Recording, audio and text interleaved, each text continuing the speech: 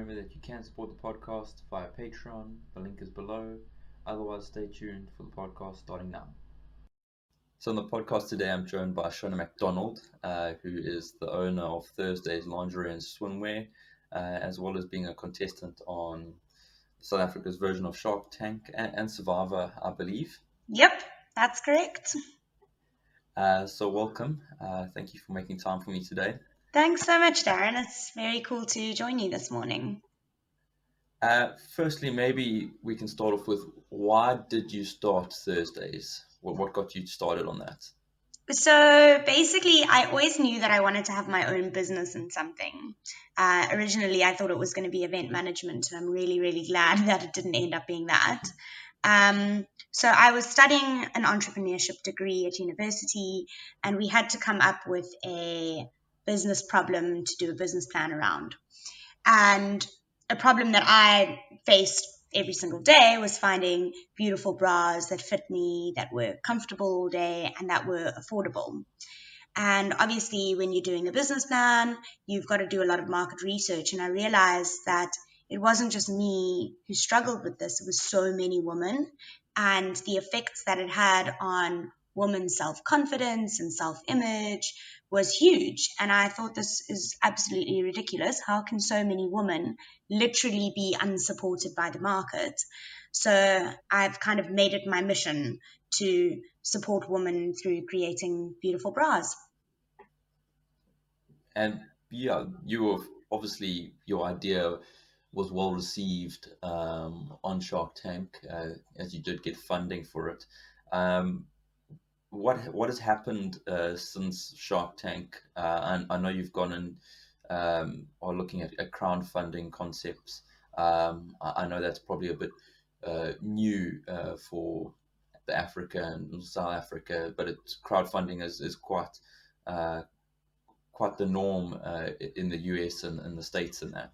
Yeah, it's actually very interesting. So a lot has happened since Shark Tank. I'm not with that investor anymore. It wasn't really the right fit at the end of the day. I always think that getting a business partner or getting an investment is like getting married, and Shark Tank is like speed dating. So it's almost like we got married after speed dating, and that's always a bit risky. So it was great for a little bit because they obviously taught me a lot about what it takes to have an investor, but Vinnie Lingham invested in my business, and his venture capital firm is blockchain focused, whereas my brand is very much in textiles and manufacturing and in fashion.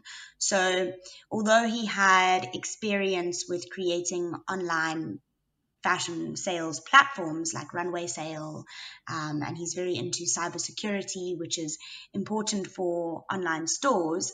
In terms of where their VC was focused and where my business was kind of needing support, there wasn't a really good fit. So we ended up splitting ways amicably, which was quite nice because I got to keep the investment and all my shares.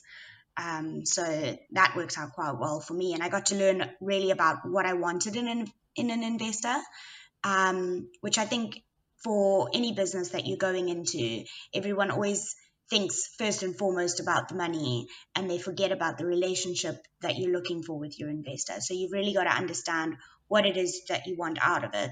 And for me, I really want my investor not necessarily to be involved on a daily basis, but certainly to be interested in my business and to be interested in helping me grow or get through challenging times. Whereas I felt that Vinny was not, he lives in the States, so it's a different time zone. So his VC was responsible for looking over after his investments, and they weren't necessarily interested in my business because it was very far outside of what they normally focus on. So crowdfunding was a avenue for finance that I've been very keen on trying for many years.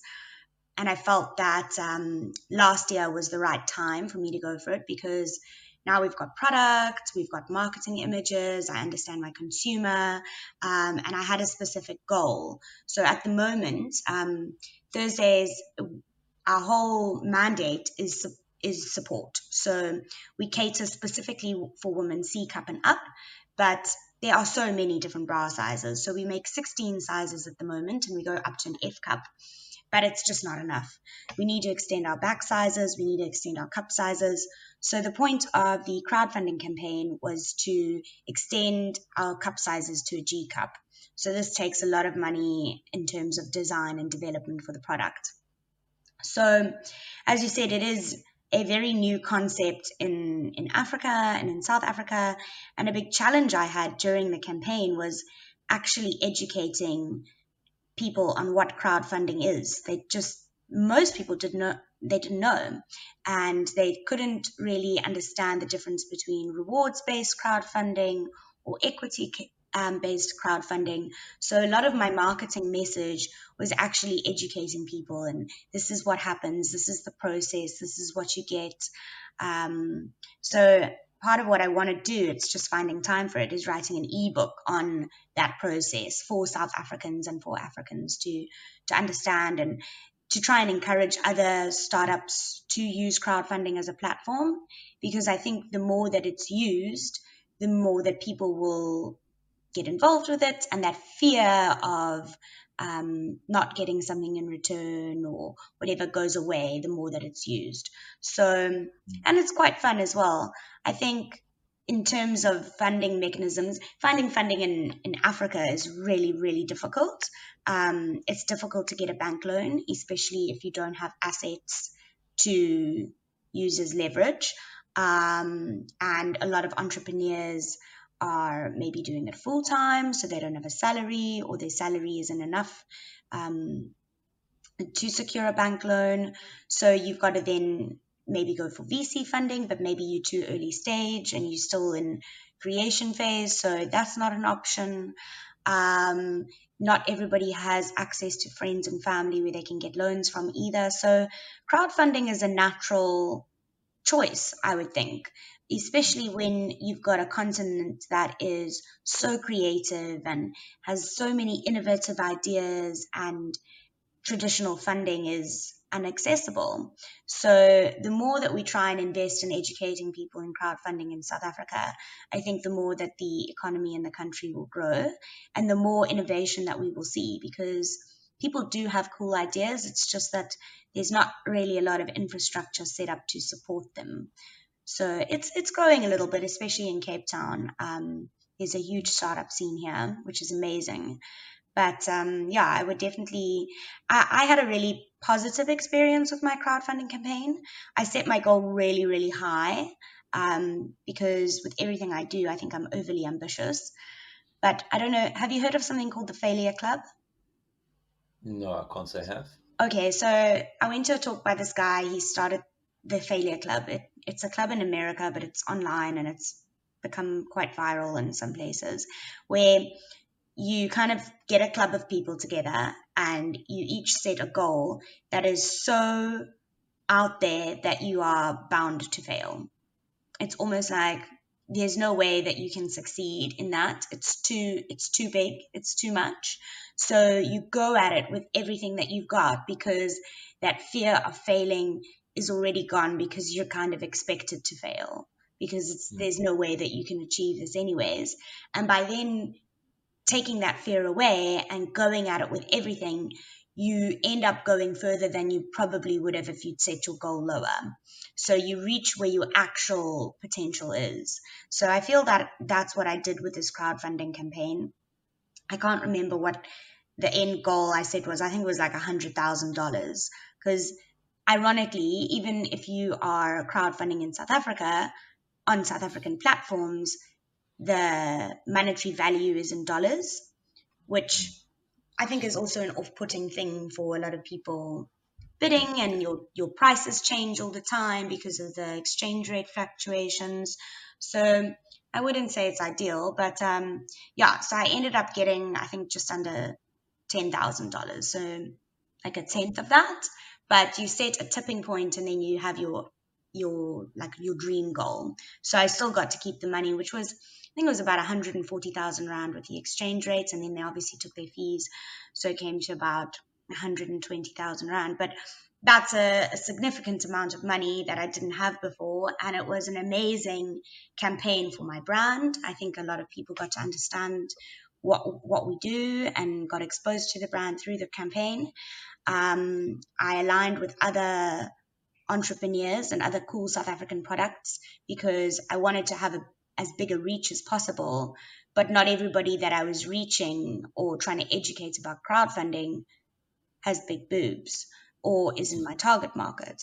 So I had things like aligned with Veldskun, and we were giving away Veldskun, and we aligned with Sugarbird Gin because they were the previous record holders. Um, so I kind of got different products that I could offer as rewards to open myself up to a new network. I would say that worked definitely.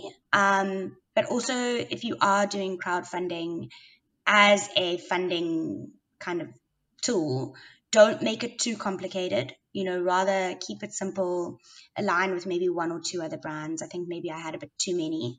But yeah, just I think keep it simple and have a very clear message, and try and get a lot of commitments before you go live.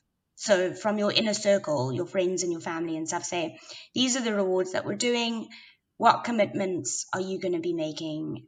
Get that before you even press go. And then when you press go, then send them a message and say, okay, we're ready for you to commit to it now. Please, can you do so? And you will need to follow up with people a lot. People always have very good intentions, but they will always get to it. And it's not urgent on their mind, but it is on yours.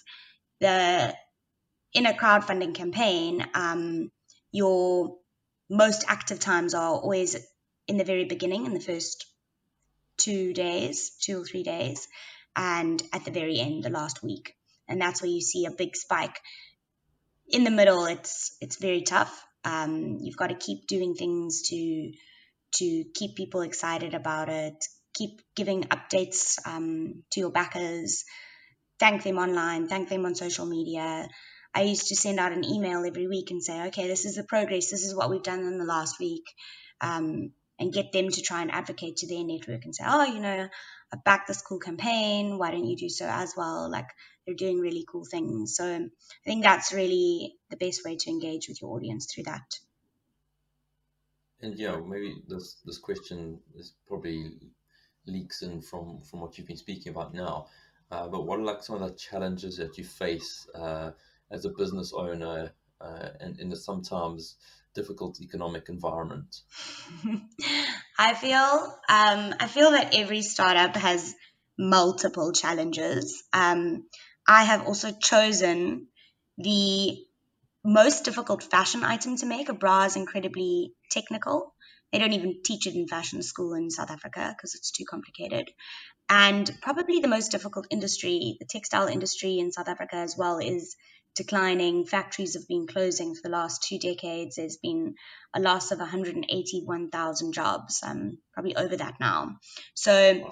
while trying to start a business, I'm also doing it in a very difficult environment. And you mentioned the economic environment is also really challenging. People don't have as much money to spend as they used to.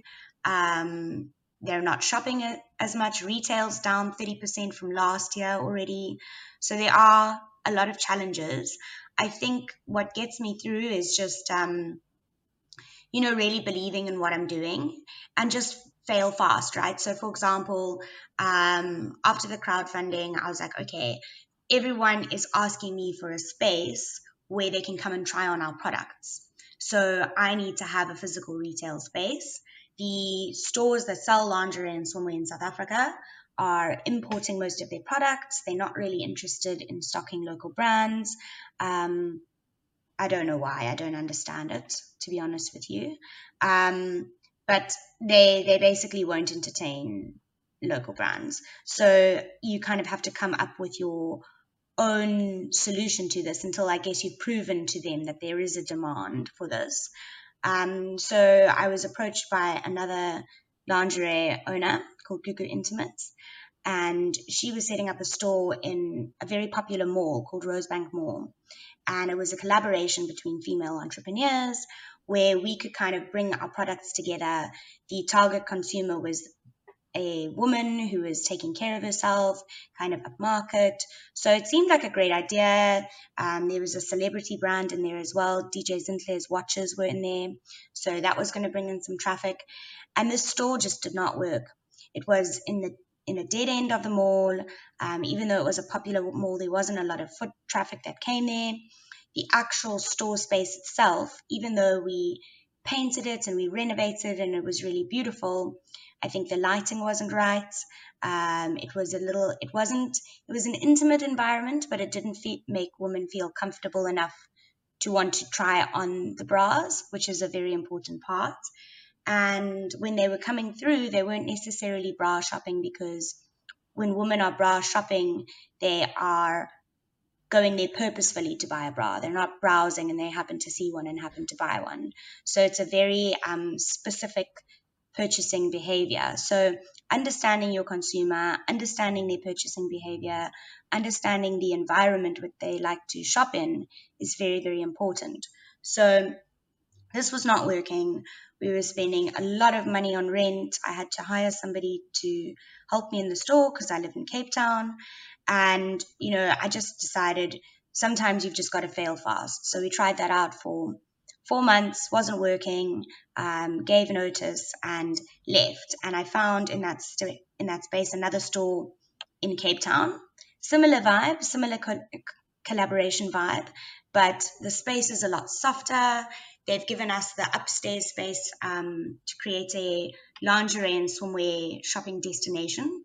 So I contacted other local brands and I said, look, if I'm struggling to be taken seriously by the boutique stores, you probably are as well. You're probably also getting requests from your customers for a space to try on.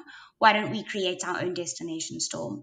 So that's what we've done, and we had our first weekend of trade last weekend, and it went very well. The lighting was good, the store was intimate enough, there was enough variety that if somebody wasn't finding something from my brand per se, I could show them around to the other brands and there would be something that would meet their needs. So as a consumer, it made more sense for them to make the effort to come out and see us.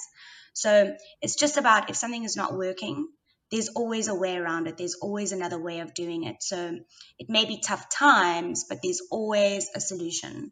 And I think when there are challenges, there's always opportunities. So it's just about finding that opportunity and really understanding your consumer and what they need and like the environment that they like to shop in, because people are still spending money. There may be less money to spend, but they are still spending. You still need clothes, you still need food, you still need whatever it is. You're still going to be buying it. It's just about where are you going for it and what are those triggers that you're looking for. It definitely does sound like you are, even though you do say it is sometimes a difficult economic environment. You are still your company is still finding a way to make a success. And like you've also mentioned, I think it's always about finding that route to take. If you want it to work, it will work, kind of thing. Um, and maybe in closing, then I just want to know, like, how do you find balance in your life when it comes to the mental, physical, emotional kind of stuff? Because I'm sure owning a business and all that kind of stuff can be quite tolling. Yeah, balance is very important to me. Relationships are incredibly important. In fact, I often argue with my business coach about it because he's like, should you really be going to Joburg for a bachelorette when you've got all of this going on? I'm like, yes, 100% I should be going. This is one of my best friends and it's an important milestone in life. So I think it's just about, making time for people that you love in your life, making time to exercise. Sometimes I feel that there's so much work going on. I can't make it to the gym or I can't make it, but I try. I go to yoga twice a week, which is absolutely amazing.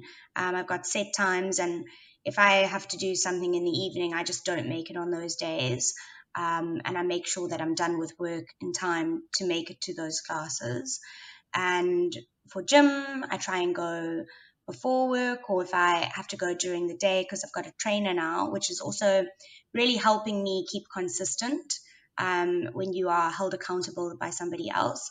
So then I'll wake up a little bit earlier and do work that I would have done later earlier, and I just like move my day around a little bit like that. But yeah, just taking some time, especially on the weekends, to spend in nature, go on hikes, have a walk outside. It obviously depends on where you live and what's available, but I think taking those times is very important. Looking after your mental health as an entrepreneur is very important.